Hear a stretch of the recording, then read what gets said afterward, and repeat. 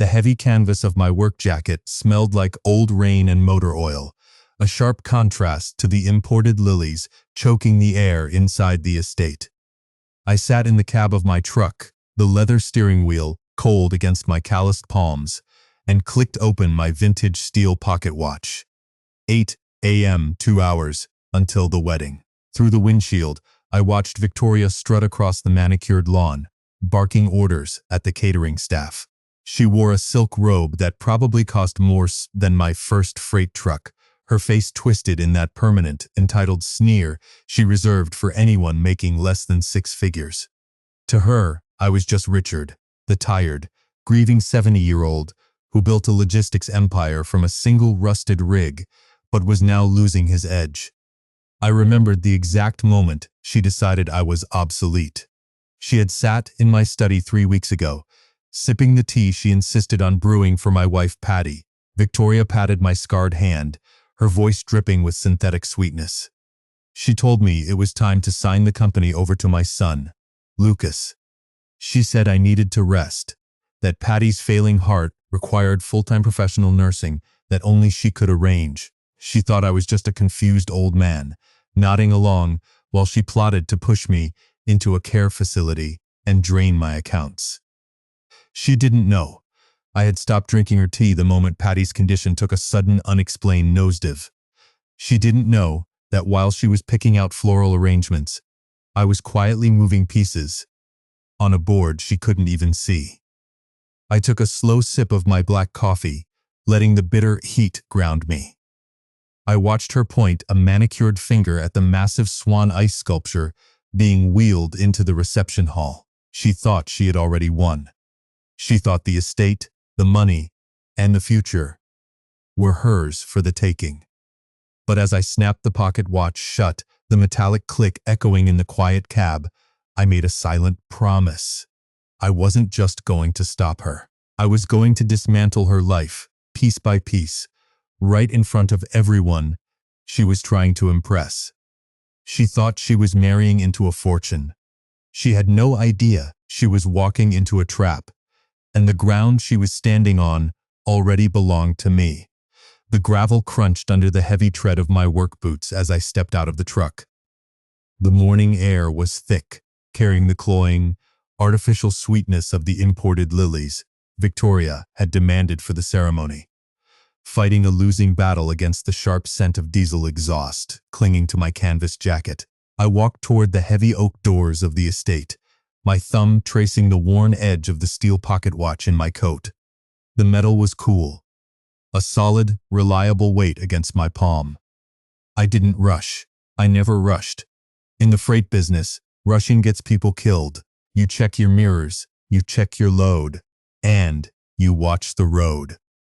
Victoria was driving blind, and she was about to hit a wall she didn't even know was there. But to understand why I was standing outside a $2 million wedding venue, waiting to dismantle my son's life, you have to go back to a Tuesday afternoon 3 weeks prior. The air in my study had smelled of aged leather, pipe tobacco, and the faint, dusty warmth of the afternoon sun hitting the mahogany bookshelves. I was sitting behind my desk, running a whetstone over the blade of my old hunting knife. The rhythmic scrape of steel on stone was the only sound in the room until the heavy door clicked open. Victoria walked in first, her heels sinking into the Persian rug. She was wearing a pale yellow sundress that looked entirely out of place in a room built by a man who spent 40 years hauling freight across the interstate. Lucas trailed behind her, his hands shoved deep into his pockets, looking everywhere except at my face. He had that shifty, guilty slouch he'd had since he was a teenager trying to hide a bad report card. "Richard, we need to talk about the future," Victoria said. She didn't ask to sit. She just claimed the leather wingback chair opposite my desk, crossing her legs and smoothing her skirt. Her voice had that practiced, sugary cadence she used when she wanted something expensive. "Lucas and I have been talking, and we're just so worried about you. You're working 70-hour weeks. You're exhausted. And Patty, well, Patty's heart condition is getting worse. She needs full-time care." I kept my eyes on the knife blade, testing the edge with my thumb. A thin line of calloused skin caught on the steel. It was sharp enough. Patty has a nurse coming in 3 days a week, I said, my voice low, scraping like gravel, and I manage the dispatch logs from home now. I'm fine. Victoria sighed, a loud theatrical exhalation that was meant to convey deep, burdened empathy. She leaned forward, resting her manicured hands on the edge of my desk, right over the quarterly freight manifests. It's not enough, Richard. Look at you. Your hands are shaking. You're losing your edge. The logistics industry is ruthless right now. If you make one wrong move, the whole empire crumbles. Lucas is ready to step up. We think it's time. You signed the majority shares over to him. Let him carry the burden. You can finally rest. We'll look into a really nice, quiet facility for you and Patty up in the hills. Professional medical staff on site. You won't have to worry about a thing. I stopped sharpening the knife. I looked up, meeting her eyes. Layer 1 of my mind registered her absolute, breathtaking arrogance. She was looking at me like I was a broken piece of machinery that needed to be scrapped for parts. Layer 2, the dark, quiet place where I kept my ledgers, was already calculating the exact legal mechanisms required to freeze her out of every trust, account, and property I owned. But Layer 3, the hidden truth, was the only thing that mattered in that exact second. I already knew she had been skimming from the joint household account. I had noticed the missing funds 2 days prior. I just hadn't known how deep the rot went yet. I let the silence hang. I didn't blink. I just stared at her, letting the quiet stretch out for 3, 4, 5 seconds. I watched the confidence in her eyes flicker, just for a fraction of a moment, before she forced a tight, reassuring smile. I took a slow breath, letting the air fill my lungs, and set the knife down on the leather blotter. I'll think about it, I said. I made my voice sound tired. I let my shoulders slump. I played the part of the defeated, aging patriarch who was just too worn down to fight. Let me look over the paperwork with my lawyers next week. Victoria's smile widened, genuine this time. She reached across the desk and patted my scarred hand. Her skin was soft, unblemished, completely devoid of the friction that builds character. That's all we ask, Richard. We just want what's best for the family. She stood up, grabbing Lucas by the arm. Come on, babe. Let's go look at those floral arrangements for the reception. When the door clicked shut behind them, I picked up the hunting knife and drove the point deep into the mahogany desk. The wood splintered with a sharp crack. They didn't want what was best for the family. They wanted the keys to the kingdom, and they were willing to put me in a padded room and let my wife die to get them. That night, I went out to the garage. The air in there was thick with the smell of motor oil, degreaser, and old rubber. It was my sanctuary. When the world gets too loud, or when people start showing you exactly who they are, there is nothing more honest than a busted engine block. I was restoring a 1968 Ford F-100. I grabbed a heavy steel socket wrench and crawled under the chassis to drop the transmission pan. The metal was cold against my back. I cranked the bolts, feeling the satisfying, heavy resistance of rusted threads giving way. Black, sludgy oil dripped into the pan, thick and foul. It reminded me of the situation upstairs. You have to drain the bad fluid before you can put the clean stuff in. As I wrenched the bolts, my mind kept going back to Patty. Her cough had gotten worse over the last 2 months. Exactly 2 months. The exact same amount of time Victoria Ori had been living in the guest house, insisting she wanted to be close to help out before the wedding. Patty was on a strict regimen of beta blockers and a specialized diuretic. Her cardiologist, Dr. Aris, had told me her heart was weak but stable, but over the last 8 weeks she had been lethargic, dizzy, and short of breath. Victoria had been the one picking up the prescriptions. Victoria had been the one brewing Patty's special herbal teas to soothe her stomach when the meds made her nauseous. I slid out from under the truck, wiping my greasy hands on a red shop rag. I walked over to the workbench and pulled out a burner phone I kept in the top drawer. I dialed a a number I hadn't used in 5 years. It rang twice. "Marcus," a gruff voice answered. "It's Richard," I said. "I need you to bug my house. Kitchen, sunroom, and the guest house. High-def video, encrypted feed. And I need it done by tomorrow morning while they're out for a lunch meeting." There was a brief pause on the line. Marcus was ex-military intelligence, a man who dealt in hard facts and cold, hard cash. "That's your son's fiancée, Richard. You sure about this?" "I'm sure," I said. "Just get it done." The next 48 hours were an exercise in extreme patience. I played the dutiful, tired father. I ate the dinners Victoria cooked, though I made sure to swap my plate with the dogs when she wasn't looking. I smiled when she talked about the wedding.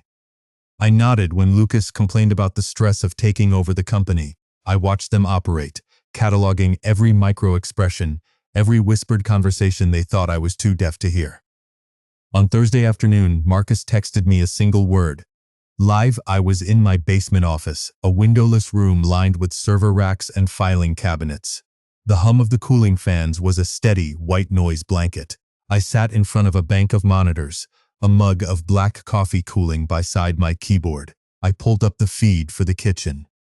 The camera was hidden inside the smoke detector, giving a perfect wide-angle view of the granite island and the stove.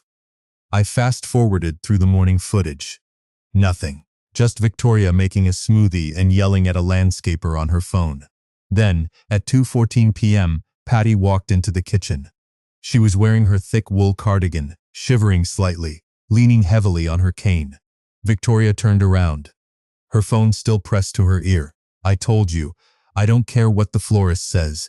If they don't have the white orchids, cancel the contract and find someone who does. I'll call you back." She hung up and looked at Patty. The sweet, caring mask slipped, revealing a sneer of pure annoyance. "What do you want, Patty?" "I'm busy. I just wanted some water, dear," Patty said, her voice thin and raspy. "And my afternoon pill." Victoria rolled her eyes, a gesture so full of contempt it made my jaw tighten. She walked over to the counter, grabbed Patty's pill organizer, and popped the lid. But she didn't take the pill out. Instead, she reached into her designer handbag and pulled out a small, unmarked amber glass bottle. She shook 2 capsules into her palm. They weren't the white chalky beta blockers Patty was prescribed. They were dark green gel-coated supplements. "Here," Victoria said, dropping the green capsules into a small paper cup. "Dr. Aris said your prescription was making your stomach upset. I bought you some natural, holistic alternatives. They're supposed to be much better for your system. Take these with your tea." I leaned closer to the monitor, my eyes locked on the screen. Patty looked confused. "But Richard said I shouldn't change my medication without calling the doctor." Victoria laughed, a sharp, barking sound. "Richard doesn't know the first thing about modern medicine. He's a dinosaur, Patty. He thinks putting a Band-Aid on a blown gasket fixes the engine. Just take it. I brewed you some of that special valerian root tea. It'll help you sleep." Patty, too weak and too conditioned by 40 years of avoiding conflict, just nodded. She swallowed the green capsules and drank the tea. Victoria watched her, a tight, satisfied smile playing on her lips, before turning back to her phone to complain about the ice sculptor. I sat back in my leather chair. The leather creaked in the quiet room. I didn't yell. I didn't throw my coffee mug against the wall. I just stared at the frozen image of my wife swallowing those pills. I picked up my desk phone and dialed Dr. Aris's private line. "Doc, it's Richard. I need you to run a talk screen on Patty right now, and I need you to tell me exactly what happens to a cardiac patient with a weakened left ventricle if they ingest high doses of valerian root and ephedra." There was a long pause on the other end of the line. I could hear the rustle of paper, the clicking of a keyboard. When Dr. Aris spoke, his voice was dead serious. "Richard, ephedra is a stimulant. It spikes blood pressure and heart rate. Valerian root is a depressant. It slows the central nervous system. If you mix them in a patient with compromised cardiac function, you're essentially stepping on the gas and the brake at the same time. It causes severe arrhythmias. Over time, it will induce congestive heart failure. Where is she getting this? I'm bringing her in, I said, and hung up. I went upstairs, bypassed Victoria and Arlie, and gently helped Patty into my truck. I told her we were going for a drive to look at some old properties I was thinking of buying. She smiled, leaning her head against the cool glass of the passenger window, and fell asleep before we even hit the highway. I drove her straight to a private, secure clinic Dr. Aris had arranged. I checked her in, under her maiden name, paid for a private floor and a 24-hour armed security detail in cash, and told the head nurse that no one, absolutely no one, was allowed in her room except me and the medical staff. When I got back to the house, it was empty. Victoria and Lucas were at a venue tasting. I walked into the kitchen, opened the cabinet where Patty kept her tea, and found the amber bottle of green capsules hidden behind a box of Earl Grey. I slipped it into an evidence bag, sealed it, and dropped it in my coat pocket. That night, I sat on the tailgate of my truck in the driveway, looking out over the manicured hedges of the estate. The neighborhood was quiet. Just the hum of the distant highway and the chirping of crickets.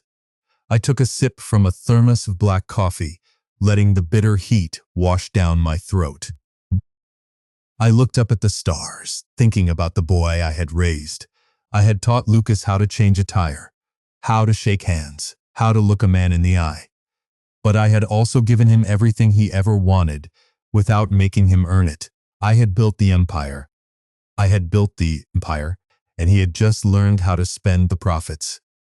Let me ask you something. If your own kid looked the other way, while their partner bled you dry and poisoned your wife, at what point do you stop being a parent and start being a warden? Have you ever had to cut off your own flesh and blood to save yourself? Or do you think family loyalty should always come first, no matter the cost? Not. Drop a comment and tell me where you draw that line. Because I was about to cross mine, and I wasn't looking back. The next morning, I was in my corporate office downtown. The building smelled of ozone, floor wax, and old paper. It was a quiet place built on decades of hard contracts and ironclad logistics routes. My CFO, Sarah, was waiting for me in the boardroom. Sarah was 60, sharp as a tack, and had been running my numbers since we were operating out of a single-wide trailer. She didn't ask questions. She just delivered facts. I slid a thick manila folder across the polished oak table. I need a full forensic audit on the joint household account, the wedding escrow, and Lucas's personal checking. Go back 6 months. Look for anomalies, unauthorized transfers, and anything that doesn't match the approved budget. Sarah opened the folder, adjusting her reading glasses. She flipped through the preliminary bank statements I had printed. Her eyes narrowed. Richard, Lucas has been making weekly transfers to a shell LLC called V Events Planning. The amounts are small, usually under the $10,000 reporting threshold. But they add up. And look here. She tapped a line item with her pen. 3 days ago, there was a withdrawal from Patty's Emergency Medical Trust. $15,000. My hand stopped halfway to my coffee mug. The medical trust was locked. It required 2 signatures for any over $5,000. Mine and Patty's. How did she get Patty's signature? I asked, my voice dangerously low. She didn't, Sarah said, looking up at me. She used a power of attorney document. Lucas signed it as the secondary proxy. But Richard, the medical trust bylaws explicitly state that proxy signatures are invalid for medical fund withdrawals without a notarized letter of incapacity from a primary physician. This withdrawal is illegal. It's straight-up fraud. I leaned back in my chair, the leather groaning under my weight. $15,000. That was the exact amount we had set aside to cover Patty's out-of-pocket costs for the experimental cardiac rehab she was supposed to start next month. Where did the money go, Sarah? Trace the routing number. Sarah typed out rapidly on her laptop, the clacking of the keys echoing in the silent boardroom. It went to an escrow account for the wedding venue, the Oak Creek Estate. It's marked as a final payment for, let me check the invoice, imported floral arrangements and a custom ice sculpture. I stared at her. The words didn't make sense at first. Say that again. $15,000, Sarah repeated, turning the screen toward me. She liquidated your wife's life-saving medical fund to pay for party decorations. The invoice is from a luxury event planner. 10 grand for white orchids flown in from Thailand. 5 grand for a 6-foot swan carved out of ice. I didn't say anything. I just looked at the spreadsheet. The numbers were black and white. There was no gray area. There was no misunderstanding. Victoria had looked at a ledger, seen the money keeping my wife's heart beating, and decided it would look better as a melting swan at her reception. I stood up, buttoning my heavy canvas jacket. Print the audit, Sarah. Get it notarized. And call David at the law firm. Tell him I need to restructure the primary family trust immediately. I want a felony disinheritance clause embedded in the bedrock. If Lucas or his fiancée are ever charged with a financial crime, fraud, or elder abuse, their beneficiary status is instantly revoked, retroactive to the date of the trust's inception. They get zero. Not a dime. Not the truck. Not the house. Nothing. Consider it done, Sarah said. She didn't look shocked. She just looked angry on my behalf. What else do you need?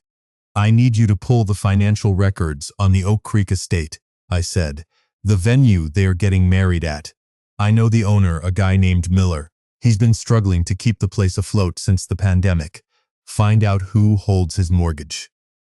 By 3 p.m. I was sitting in the plush, overpriced office of a commercial real estate banker. The room smelled of expensive cologne and desperation.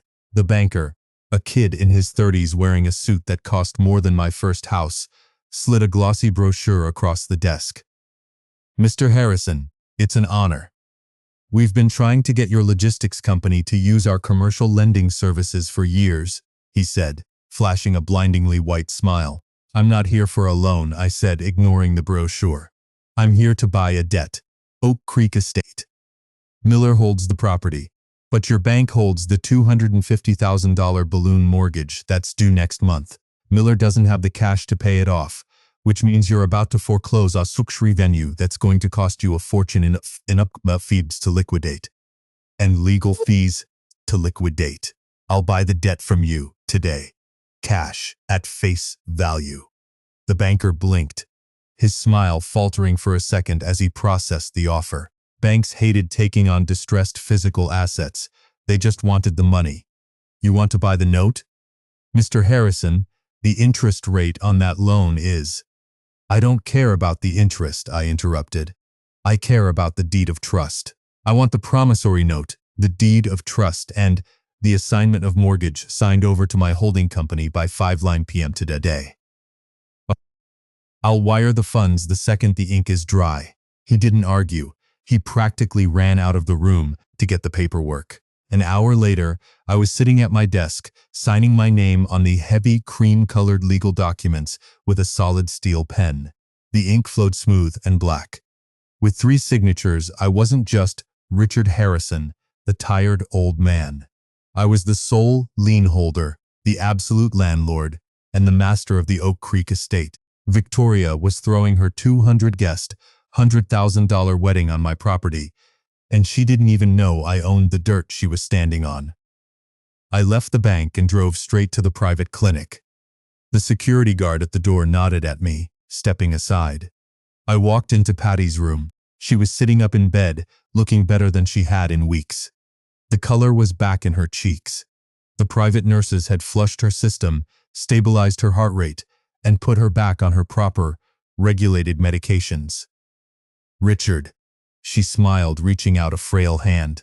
I took it, my rough, calloused fingers gently wrapping around her soft, thin ones. I feel so much clearer today.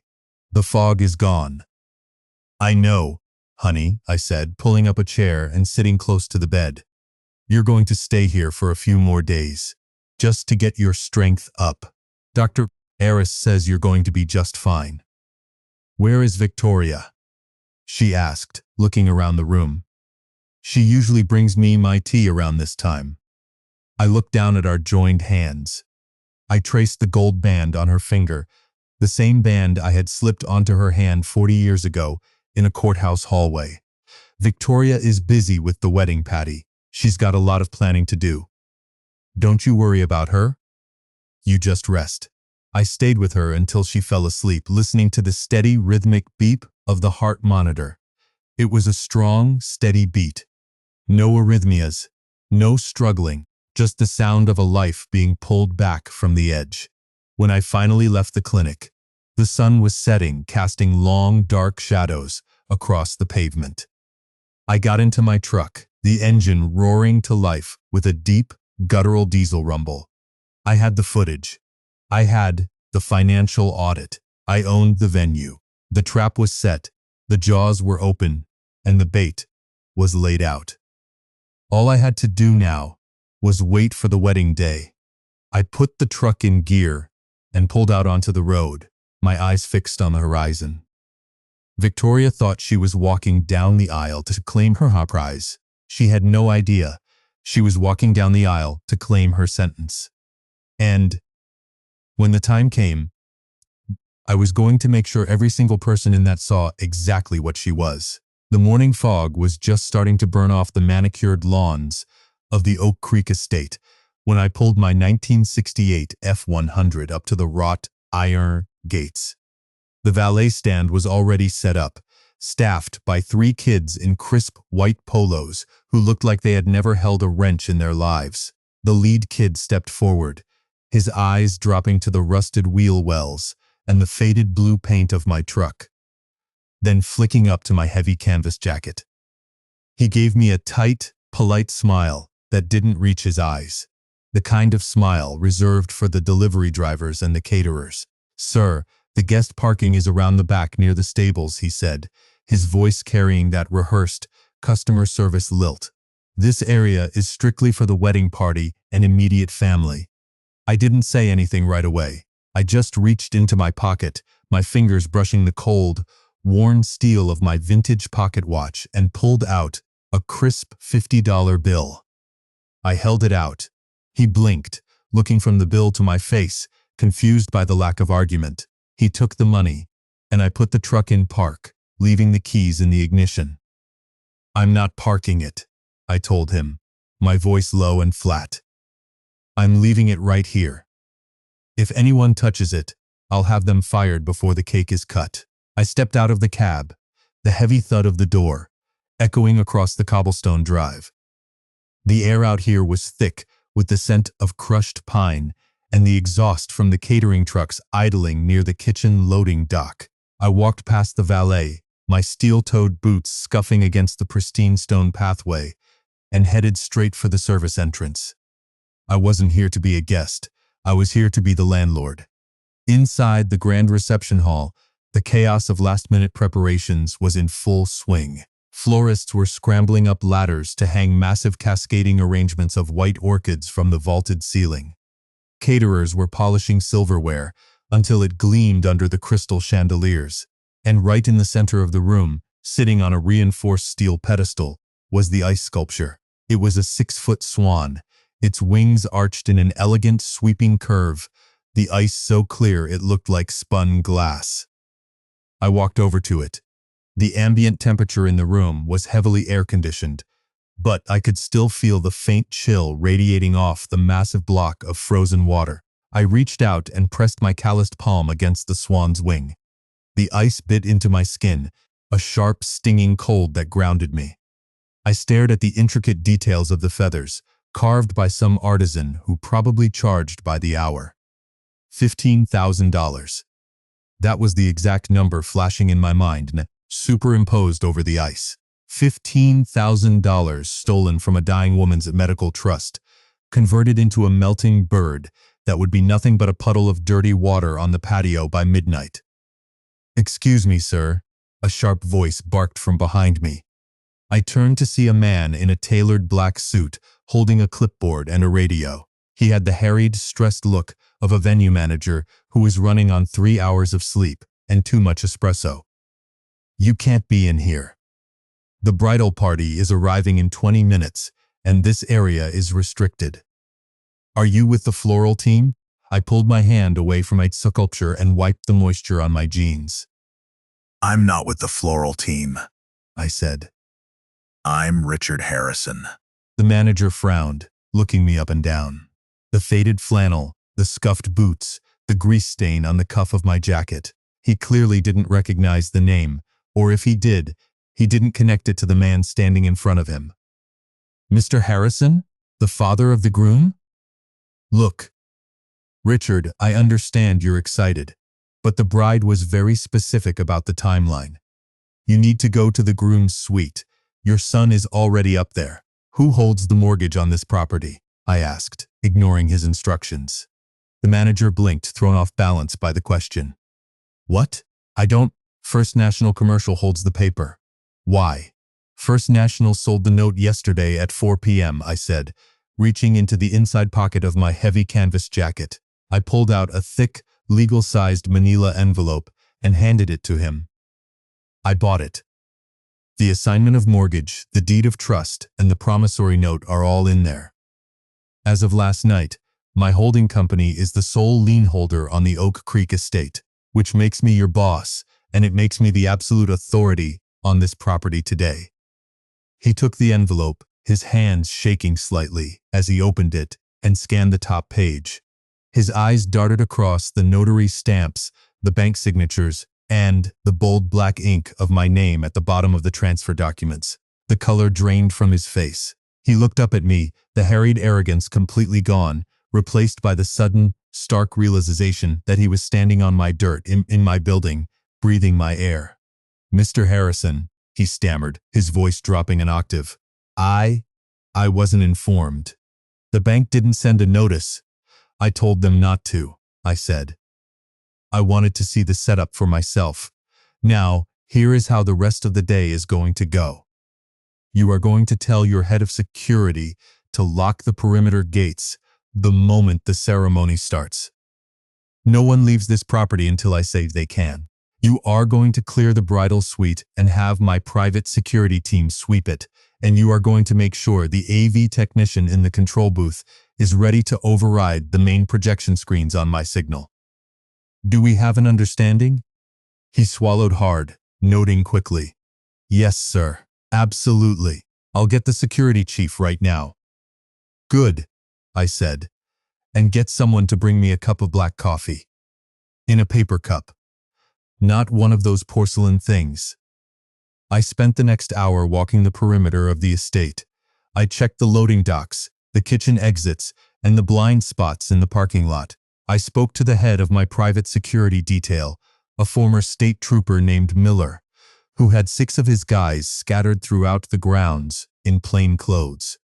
They looked like guests, dressed in nice slacks and button-down shirts, but they were all wearing earpieces and carrying zip ties in their pockets. We went over the signal. 1 tap on the lapel meant secure the doors. 2 taps meant move in. By noon, the guests started arriving. I stood near the back of the grand hall, leaning against a marble pillar, just watching them. It was a parade of expensive fabrics and forced smiles. Women in pastel silk dresses, dripping in pearls and diamonds that caught the light from the chandeliers. Men in tailored charcoal suits, checking their Rolex watches and talking loudly about their stock portfolios and golf handicaps. The air grew thick with the smell of expensive perfume, hairspray, and the faint, metallic tang of catered shrimp cocktail. You ever notice how people act when they think nobody is watching their money? They get careless. They get loud. I watched Lucas's college friends slapping him on the back, joking about the open bar and the massive inheritance they all assumed he was about to secure. I watched Victoria's mother holding court near the champagne fountain, bragging to anyone who would listen about how her daughter had finally tamed the Harrison fortune. They looked at me, the tired old man in the work jacket standing in the shadows, and they saw a relic, a stepping stone.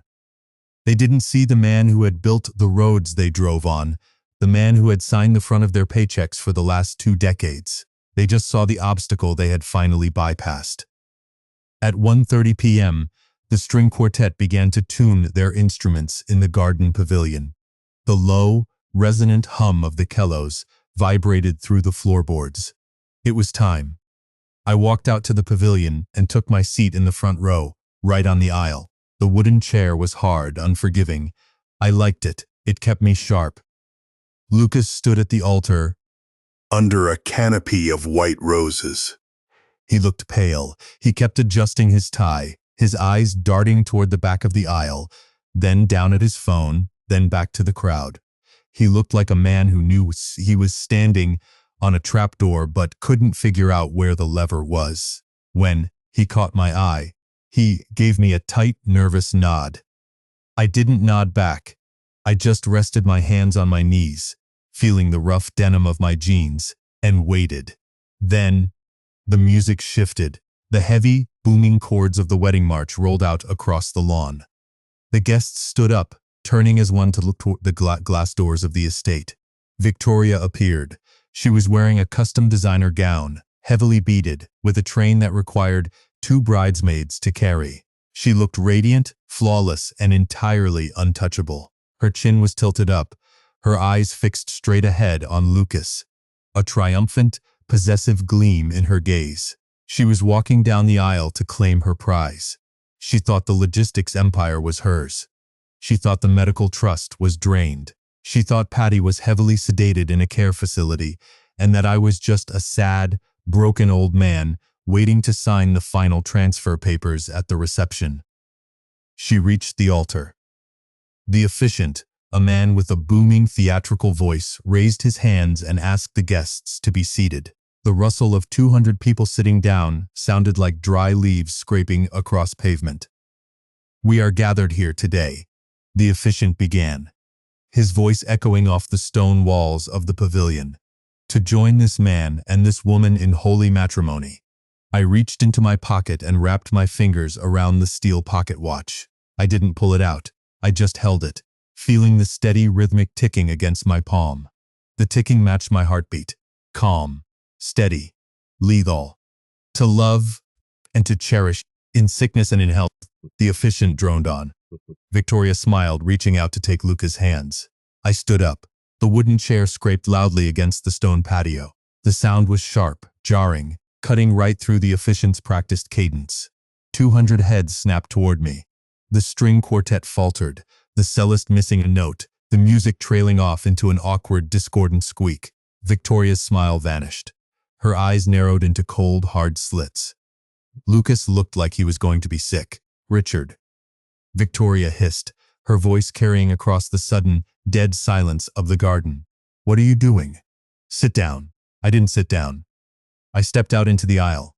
My boots crunched on the scattered rose petals. I walked slowly, deliberately, my eyes locked on the officiant. I reached the altar, stepping right between Lucas and Victoria. The officiant looked at me, bewildered, lowering his hands. "Excuse me, sir," the officiant whispered. "We are in the middle of a—" I reached out and took the microphone from his hand. He was too shocked to resist. The heavy metal of the mic felt solid in my grip. I tapped it once. The sharp thump echoed through the massive PA sitters, rattling the crystal glasses on the reception tables 100 yards away. I looked out at the crowd.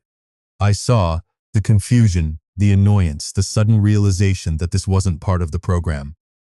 Then I looked at Victoria. Layer 1 of my mind registered her absolute fury, her desperate need to maintain control of her perfect, status-driven image. Layer 2, the dark prophecy, was the cold, hard satisfaction of knowing her life as she knew it was over in exactly 3 minutes. But Layer 3, the hidden truth, was the document sitting in my inside pocket, the one that would strip her of everything she thought she had won. $15,000, I said. My voice wasn't loud, but the microphone carried it to every corner of the estate. It was a flat, blue-collar baritone, devoid of any emotion. Victoria blinked, her pristine facade cracking just a fraction. "What?" $15,000, I repeated, letting the words hang in the humid air. "That is the exact amount of money that was withdrawn from my wife Patty's emergency cardiac trust last Tuesday. Money that was earmarked for her experimental rehabilitation. Money that was supposed to keep her heart beating." A murmur rippled through the front rows. Victoria's mother stood up, her face flushed with anger. "Richard, have you lost your mind? This is a wedding. You're drunk." I didn't look at her. I kept my eyes on Victoria. I'm not drunk, and I'm not confused. I'm just doing math. $15,000. That's what it costs to buy the imported white orchids hanging over your head right now. And it's what it costs to carve that 6-foot ice swan sitting in the reception hall. I let the silence hang. I took a slow breath, feeling the rough canvas of my jacket against my chest, and watched the color drain from her face. 1 second, 2 seconds, 3. The silence was heavy, suffocating. You could hear the wind rustling the oak trees. You could hear the distant hum of the highway. You traded my dying wife's life support for party decorations, I said, my voice dropping even lower, forcing them to lean in to hear it. You thought she was just a line item on a spreadsheet. You thought because she was old, because she was sick, that her time was up, and it was your turn to cash out. Security, Victoria shrieked, her voice cracking, the sweet caretaker mask completely shattering into something ugly and panicked. Get him out of here. He's having a breakdown. Lucas, do something. Lucas stepped forward, his face pale, his hand shaking. Dad, please. You're embarrassing us. Let's just go inside and talk about this. You're tired. You're not thinking straight. I looked at my son. I looked at the boy I had taught to drive a stick shift, the boy I had bailed of debt 3 times, the boy who had signed his mother's death warrant for a luxury venue. I'm thinking perfectly straight, Lucas, I said. I'm thinking about the power of attorney you forged to get that money. I'm thinking about the Shell LLC you set up to hide the transfers, and I'm thinking about the fact that you stood in my study and told me I was losing my edge. I reached into my jacket and pulled out a small black remote control. I pressed the single red button on the front. Behind the altar, the massive canvas projection screens that were supposed to display a slideshow of their childhood photos suddenly flickered to life. The screens were 20 feet wide, bright enough to cut through the afternoon sun. The video that played was in crisp, 4K high definition. The audio was perfectly synced, picked up by the hidden microphones Marcus had installed in the kitchen smoke detector. The crowd gasped as one. On the screen was standing at the kitchen island. The timestamp in the corner read 2:14 p.m. Patty walked in, leaning on her cane, looking frail and exhausted. The audio picked up every word, every sneer, every sigh of annoyance. The guests watched in stunned, horrified silence as Victoria rolled her eyes, pulled the unmarked amber bottle from her designer bag, and shook out the dark green capsules. They watched her tell my wife that I was a dinosaur who didn't understand modern medicine. They watched her hand Patty the toxic mix of ephedra and valerian root. They watched her smile as Patty swallowed the pills that were slowly tearing her heart muscle apart. The video ended, freezing on a close-up of Victoria's face, her eyes cold, calculating, and utterly devoid of empathy. The silence in the garden was absolute. It was the kind of silence that happens right before a storm breaks. The kind of silence where you can hear the blood rushing in your own ears. Victoria was staring at the screen, her mouth open, her chest heaving. She looked like a trapped animal, realizing the cage door had just locked. That's fake, she stammered, her voice trembling. It's AI. It's a deep fake. He's trying to ruin us. It's not fake, a new voice boomed from the back of the pavilion. The crowd parted as 4 men in dark suits walked down the aisle. They weren't wedding guests. They moved with a synchronized predatory grace. The lead man, a tall, broad-shouldered guy with a crew cut and a badge clipped to his belt, stopped at the edge of the altar. Behind him, 2 uniformed officers flanked the perimeter, their hands resting on their duty belts. Victoria Ann Miller, the lead agent said, his voice carrying the heavy, undeniable weight of federal authority. I am Special Agent Davis with the FBI. You are under arrest for wire fraud, elder abuse, and conspiracy to commit murder via poisoning. The words hit the crowd like a physical blow. People started scrambling out of their chairs, backing away from the altar, treating Victoria like she was radioactive. You can't do this, Victoria screamed, lunging toward the agent before 2 uniformed officers grabbed her arms, twisting them behind her back. Do you know who I am? I'm marrying into the Harrison family. Richard, tell them to stop. I just stood there, holding the microphone, watching the cold steel of the handcuffs snap around her wrists.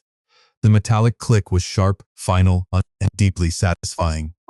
Lucas Harrison, Agent Davis continued, turning his gaze to my son. Lucas was frozen, his eyes wide with terror, his expensive suit suddenly looking 2 sizes too big for him. You are under arrest for conspiracy to commit wire fraud, forgery, and accessory to elder abuse. Dad! Lucas yelled, struggling weakly as the officers moved in on him. Dad, please! I didn't know. She made me do it. I'm your son. I looked at him. I felt a deep, hollow ache in my chest, the kind of pain that comes from amputating a limb to save the body. But I didn't let it show on my face. I just looked at the man who had traded his mother's life for a payout. You made your choices, Lucas, I said into the microphone. Now you have to live with them. As they dragged them away, kicking and screaming, past the horrified guests and the melting ice swan, I reached into my pocket one last time. I pulled out the restructured trust document, the one with the felony disinheritance clause embedded in the bedrock. I held it up so Victoria could see it through her tears. You don't get the company, I told her, my voice echoing over her sobs. You don't get the house, you don't get the trucks. The moment those cuffs clicked, your beneficiary status was revoked. You are walking out of here with nothing but a prison sentence. They hauled them down the cobblestone path and shoved them into the back of the unmarked sedans, waiting by the gates. The doors slammed shut. The engines roared to life, and, just like that, they were gone. I handed the microphone back to the stunned officiant. I didn't say another word to the crowd. I just turned and walked back down the aisle, my boots crunching on the rose petals, the heavy canvas of my jacket swishing against my legs. I walked past the valet stand, past the kid in the white polo who was staring at me with his mouth wide open, and climbed back into the cab of my F-100. I put the key in the ignition and turned it. The diesel engine caught with a deep, guttural roar shaking the chassis. I put it in gear and pulled out onto the highway, leaving the estate, the orchids, and the ice swan in my rearview mirror. If your kid stole from you to fund their lifestyle, do you press charges and send them to prison, or do you swallow it to keep the family together? Let me know in the comments, because I just sent my own blood to federal lockup, and I haven't lost a single minute of sleep over it. The highway stretched out ahead of me, a ribbon of cracked asphalt cutting through the industrial edge of the county. The F-100's diesel engine hummed a low, steady vibration that traveled up through the floorboards into the soles of my steel-toed boots and settled deep in my chest. It was a grounding rhythm. Outside the windshield, the manicured lawns and wrought iron gates of the Oak Creek estate were miles behind me, replaced by the concrete brutalism of warehouses, chain-link fences, and the looming gray slab of the county precinct. The sun was starting to dip below the smog line, casting long, bruised shadows across the dashboard. I reached out and turned the dial on the radio, killing the static. I didn't need noise. I needed the quiet to process the fact that I had just sent my only son to a holding cell. Pulling into the precinct parking lot, the gravel crunched loudly under my tires. The building itself was a fortress of cinder block and tinted glass, smelling faintly of exhaust fumes and damp concrete. I killed the engine. The sudden silence in the cab was heavy. I sat there for a long moment, my hands resting on the cold, worn leather of the steering wheel. I pulled my vintage steel pocket watch from my coat. The casing was scratched, the glass slightly clouded near the 6, but the internal movement was flawless. I clicked it open, 4:15 p.m. The booking process would take at least another hour. I snapped it shut, the metallic click sharp and final in the quiet cab, and stepped out into the cooling evening air. Walking through the heavy glass doors of the precinct, the atmosphere shifted instantly. The air inside was aggressively climate-controlled, carrying the sharp, chemical sting of industrial floor wax, stale sweat, and the bitter tang of burnt coffee from the break room down the hall. The fluorescent lights overhead buzzed with a high-pitched frequency that seemed to vibrate right behind my eyes. I walked up to the main desk, my boots squeaking faintly on the freshly buffed linoleum. The desk sergeant, a thick-necked guy with a graying mustache and a badge that looked like it had seen too many graveyard shifts, looked up from his monitor. He took in the faded flannel, the heavy canvas jacket, the grease on my cuffs. His eyes narrowed slightly, doing the mental math of whether I was a lost mechanic or a disruptive transient. "Help you, sir?" he asked, his voice a gravelly baritone that carried the exhaustion of a 12-hour shift. "I'm here to see my son," I said, keeping my voice level, stripping away any emotion. "Lucas Harrison. He was brought in about 40 minutes ago, out at the Oak Creek estate. FBI and local PD." The sergeant's eyebrows shot up. He typed a few keys on his keyboard, the plastic clacking echoing in the small lobby. He stared at the screen for a second, then looked back up at me, his posture shifting just a fraction. The name Harrison carried weight in this county, mostly because my logistics trucks paid a lot of local taxes and employed a lot of his cousins. "Lucas Harrison," the sergeant confirmed, leaning back in his creaking chair. "Yeah, he's in processing. Federal hold. Local charges stacked on top. Wire fraud, elder abuse, accessory. The feds are doing the primary interview right now, but he's been asking for a phone call." "You his father?" "I am." "Well, Mr. Harrison," a new voice chimed in.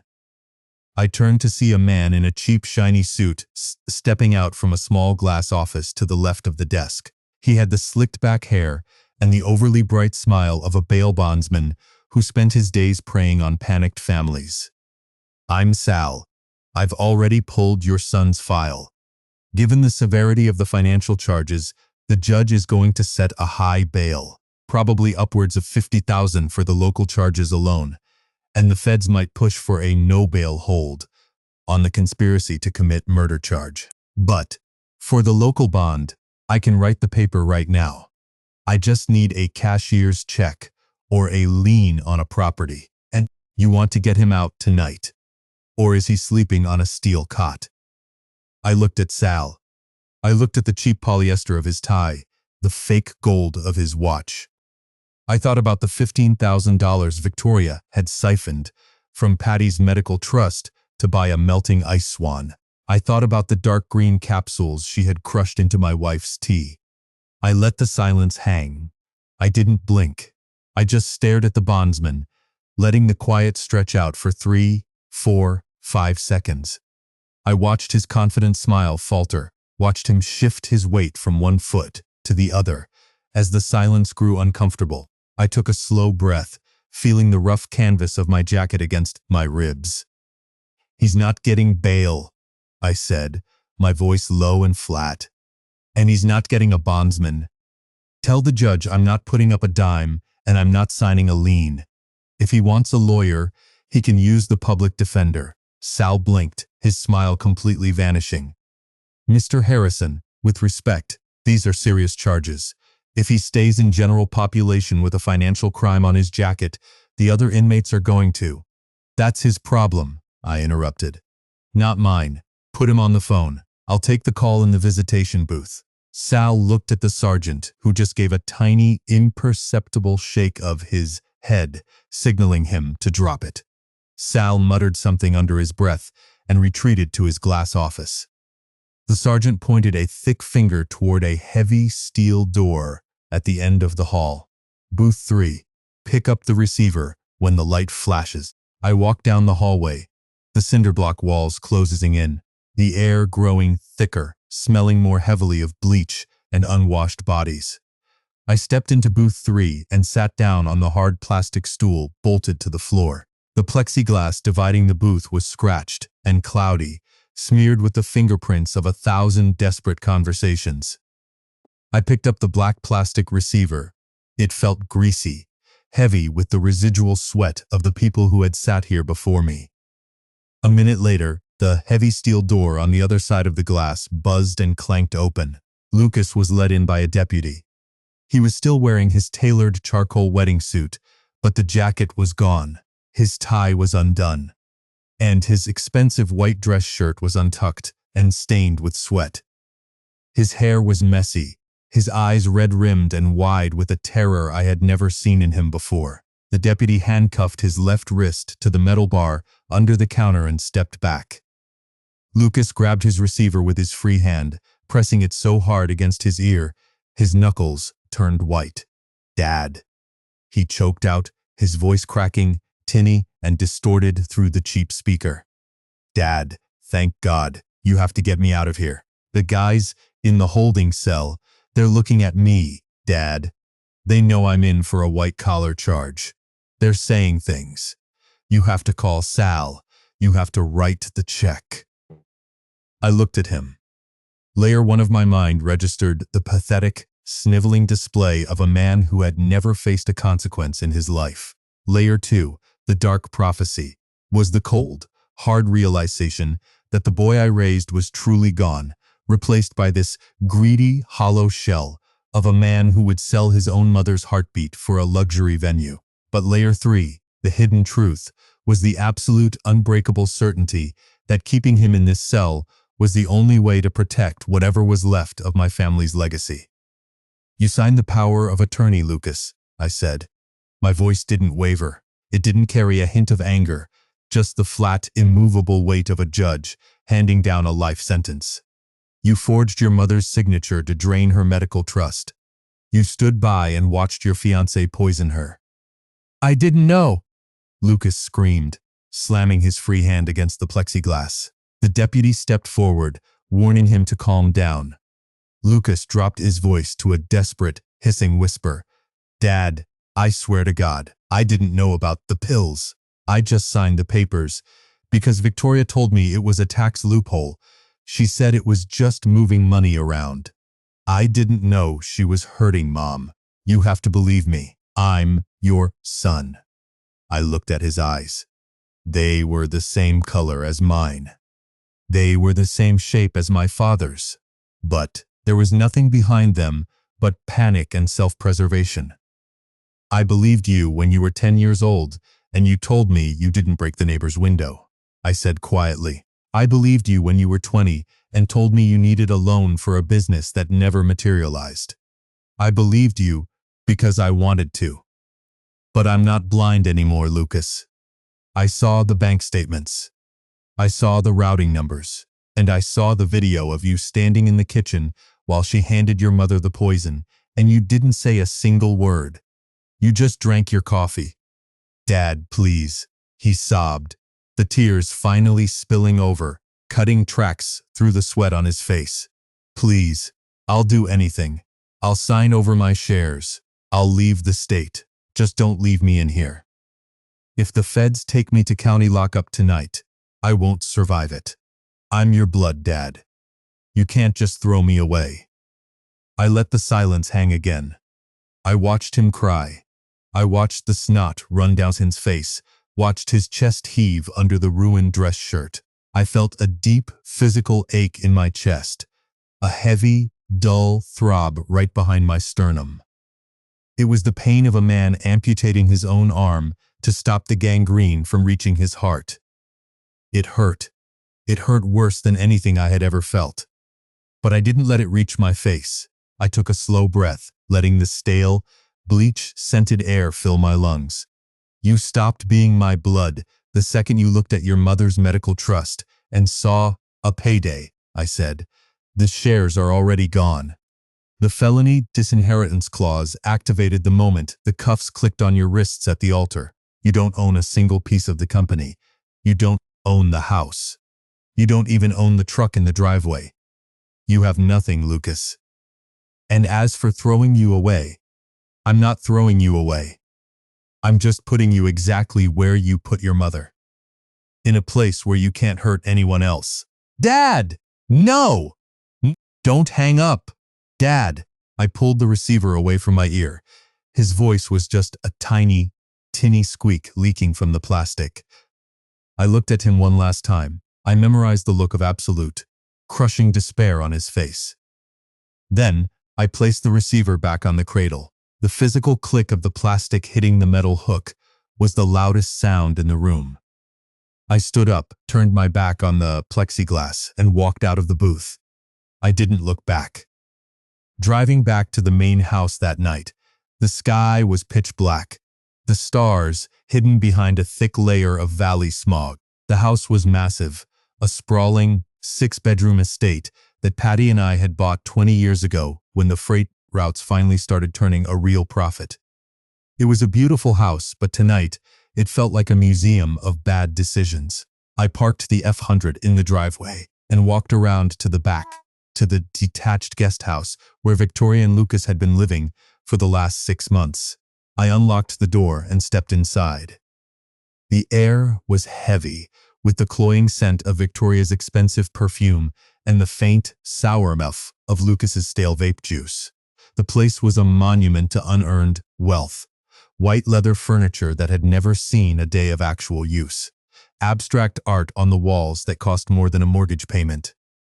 A kitchen island covered in unopened mail, empty wine bottles, and half-eaten takeout containers. I didn't call a moving company. I didn't hire a junk removal crew. This was my penance, and it was my cleanup. I went to the garage, grabbed a stack of heavy-duty cardboard boxes, a roll of thick packing tape, and a pair of leather work gloves. I started in the master bedroom. I opened the walk-in closet. It was packed floor to ceiling with designer clothes, silk blouses, cashmere sweaters, leather boots that had never touched mud. I grabbed armfuls of the clothes and shoved them into the boxes. I didn't fold them. I didn't care. I just packed them away. I found her jewelry box on the vanity. I opened it, looking at the diamonds and gold. None of it was family heirlooms. It was all new, all bought, with the money Lucas had been siphoning from the company accounts. I swept the entire contents into a black trash bag. I would have my lawyers liquidate it all and put the proceeds directly into Patty's medical trust. In the bathroom, I found the amber glass bottle of green capsules hidden in the back of the medicine cabinet, behind a row of expensive face creams. I picked it up. The glass was cool, the plastic cap child-proof. I stared at it for a long time. This little bottle was the weapon. This was the thing that had nearly stopped my wife's heart. I didn't throw it in the trash. I put it in my coat pocket. I was going to hand-deliver it to the district attorney's evidence locker myself. I worked for 4 hours straight. The physical labor was a relief. The sweat stung my eyes. My shoulders ached, and the leather of my work gloves grew damp and stiff. I dragged box after box out to the driveway, stacking them next to the curb for the charity truck I had scheduled. For 6 a.m., I threw away the cheap furniture, the useless electronics, the framed photos of a couple that didn't actually exist. By 2 a.m., the guest house was completely empty. It smelled like dust and pine sol. It was clean. I locked the door, walked back to the main house, and collapsed into bed, sleeping a deep, dreamless sleep for the first time in months. The next morning, I drove to the private clinic. The sun was bright, burning off the morning fog. The clinic was a quiet, unassuming building tucked away in a wealthy medical district, surrounded by tall oak trees and high privacy walls.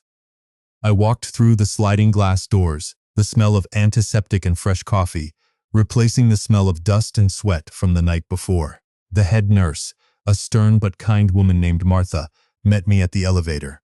"Mr. Harrison, she's awake and asking for you. Her vitals are strong. The cardiologist is very pleased with her progress." "Thank you, Martha," I said, giving her a nod. I walked down the quiet hallway, the rubber soles of my boots silent on the polished floor. I pushed open the door to Patty's room.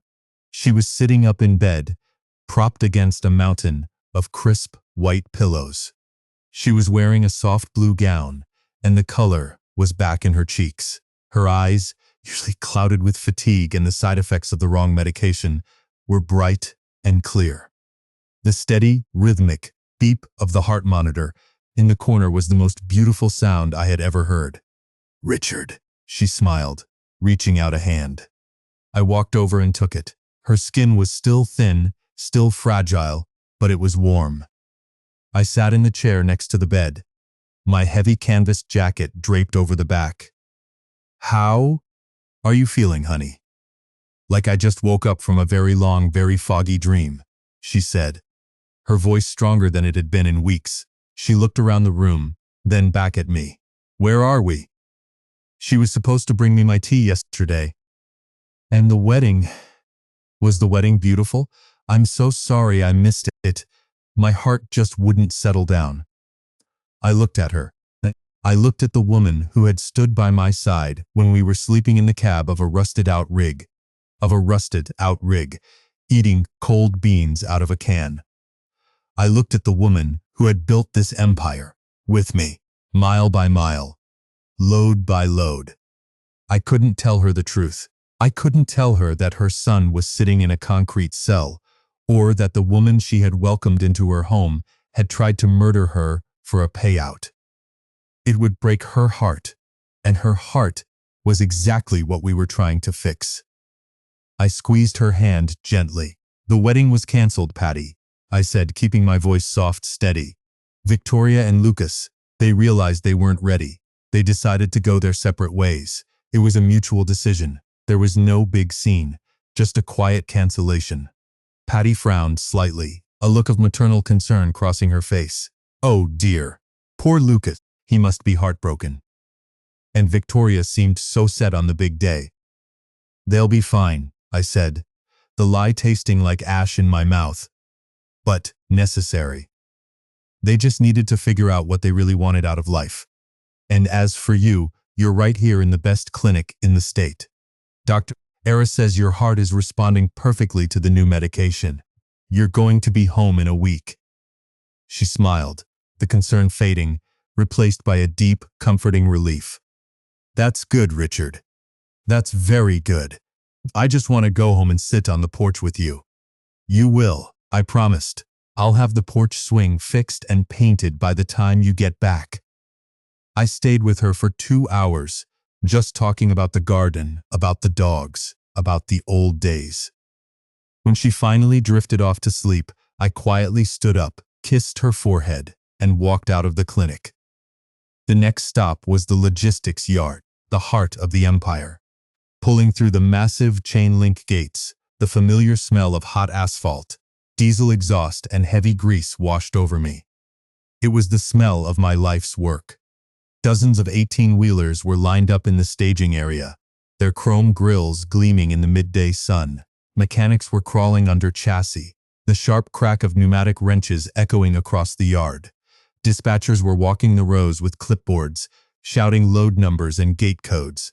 It was a chaotic, beautiful, perfectly oiled machine. I parked the F-100 near the main office and walked inside. The dispatch floor was a hive of activity, phones ringing, radios crackling, the massive digital map on the wall glowing with green and red dots representing our fleet across the country. When I walked in, the noise level dropped. People stopped typing. Dispatchers lowered their headsets. They had all heard the rumors. In a company this size, news travels faster than a loaded freight truck on a downhill grade. They knew Lucas and Victoria had been arrested. They knew the wedding had ended in a raid. And they were waiting to see what the old man was going to do. I walked straight past the dispatch floor and into the executive boardroom. Sarah, my CFO, was already there, sitting at the head of the table with a massive stack of legal binders. David, my lead corporate attorney, was standing by the window, looking out at the yard. "Richard," David said, turning around. "The feds have formally filed the indictment. Lucas and Victoria are being held without bail pending the federal hearing. The local DA is piling on the elder abuse and fraud charges. They're looking at 15 to 20 years, minimum." "Good," I said, taking my seat at the table. I didn't feel a surge of triumph. I just felt the cold, hard satisfaction of a ledger being balanced. "What about the company?" Sarah slid a thick binder across the table. "We've audited every department Lucas had his hands in. He was sloppy. He set up 3 shell vendors to siphon maintenance funds, but he didn't cover his tracks well. We've frozen those accounts and recovered about 60% of the stolen capital. The rest is tied up in assets the feds are seizing." "Fire the enablers," I said, my voice hard. The two junior accountants who signed off on his shell vendors without verifying the invoices. The HR director who fast-tracked Victoria's hiring as a consultant without a background check. Terminate them all, effective immediately, for cause. We run a clean ship. You don't get to steal from the hull and expect to keep your bunk. Sarah nodded, making a quick note on her pad. Consider it done. Who takes over Lucas' operational duties? You do, I said, looking her dead in the eye. You've been running the numbers for 20 years, Sarah. You know the routes, you know the margins, and you know the drivers. I'm promoting you to Chief Operating Officer. You get the corner office, you get the equity bump, and you get a fleet of your own. But I want this company scrubbed clean. I want every contract reviewed, every vendor vetted, and every employee reminded that we build things here, we don't take things. Sarah looked up, a rare, genuine smile breaking across her usually stern face. Thank you, Richard. I won't let you down. I know you won't, I said. I pulled the heavy steel pen from my pocket and signed the stack of corporate restructuring documents. The ink flowed smooth and black, locking the future of the company into place. The empire was safe. The rot had been cut out. 6 months later. The air in the garage was cold, carrying the sharp, metallic bite of early winter. The space heater in the corner was glowing a dull orange, fighting a losing battle against the draft coming through the cracks in the old wooden door. I was lying on my back on a heavy cardboard mat, slid halfway under the chassis of the 1968 F-100. My hands were covered in black grease, the grit working its way deep into the calluses and the scars on my knuckles. I was tightening the bolts on the new transmission crossmember. The heavy steel socket wrench felt perfect in my grip, the ratchet clicking with a satisfying, rhythmic precision. I torqued the final bolt, gave it one last quarter turn to be sure, and slid out from under the truck. I sat up, wiping my hands on a red shop rag, breathing in the thick, comforting smell of motor oil, degreaser, and old rubber. The garage was my sanctuary. It was the one place in the world where things made sense. If a part was broken, you replaced it. If a bolt was stripped, you drilled it out and tapped a new thread. There was no deception in a combustion engine. It didn't lie to you. It didn't smile to your face while it poisoned your coffee. It just ran or it didn't. I stood up, my knees popping slightly, and walked over to the workbench. I picked up my thermos and poured a cup of black coffee. The steam rose in the cold air, carrying the bitter, roasted scent that always grounded me. I took a slow sip, letting the heat wash down my throat, and looked at the truck. She was finally finished. The bodywork was done. The engine was rebuilt. The suspension was dialed in. She wasn't a show car. She wasn't going to win any trophies at a Concours d'Elegance. She was a work truck, built to haul, built to endure, built to outlast the people who tried to break her. Patty was at home, sitting by the fire, reading a book. Her heart was strong. The experimental rehab had worked miracles, rebuilding the damaged tissue, stabilizing her rhythm. She was back to her old self, complaining about the price of groceries and telling the dogs to get off the good furniture. We had sold the massive 6-bedroom estate. It held too many ghosts, too many echoes of the people who had tried to tear us apart.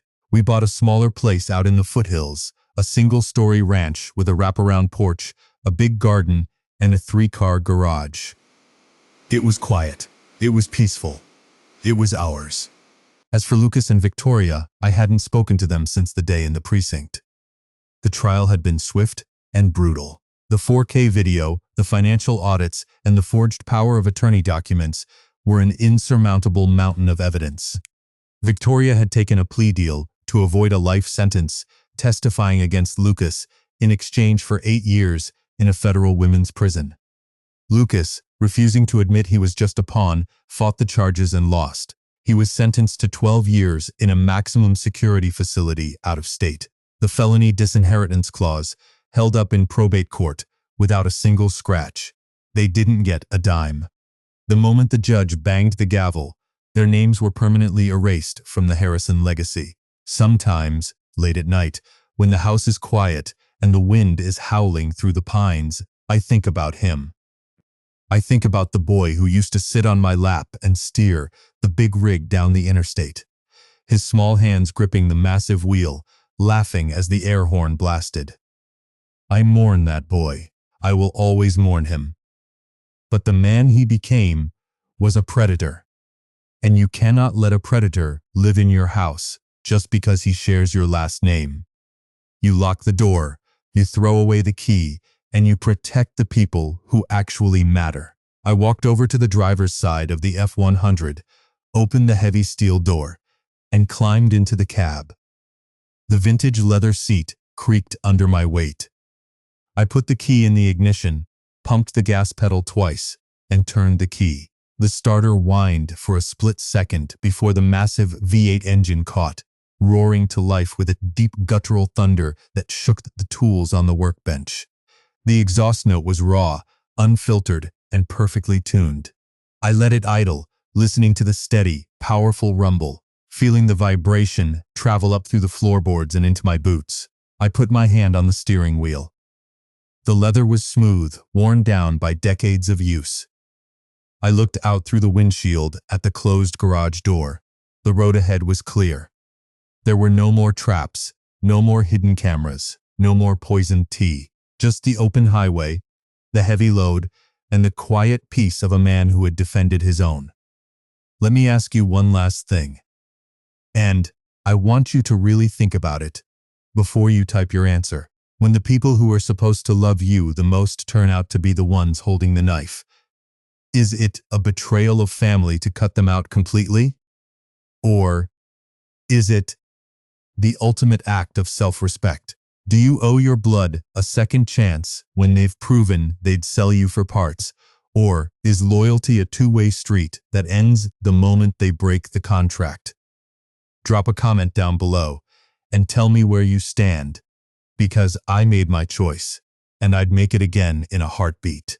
If this story resonated with you, if you believe that hard work should be protected and predators should pay the price, hit that subscribe button, turn on notifications, and share this video with someone who needs to hear it.